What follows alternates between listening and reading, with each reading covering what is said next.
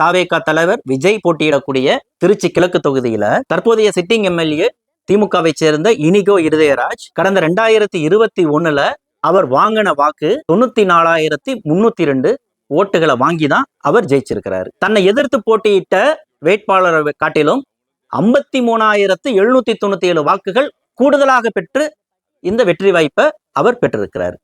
இதே போல 2016 இனிகோ இருதயராஜுக்கு முன்பு அதிமுகவினுடைய வெள்ளமண்டி நடராஜன் 79,938 வாக்குகளோட தன்னை எதிர்த்து போட்டியிட்ட வேட்பாளரை காட்டிலும் 21,894 வாக்குகள் வித்தியாசத்துல வெற்றி அடைஞ்சிருக்கிறாரு. அதுக்கு முன்ன 2011 அதிமுகவினுடைய ஆர் மனோகரன், தற்போதைய ஸ்ரீரங்கம் தொகுதியினுடைய அதிமுக வேட்பாளர், அவரு 83,046 வாக்குகளை வாங்கியிருக்கிறாரு.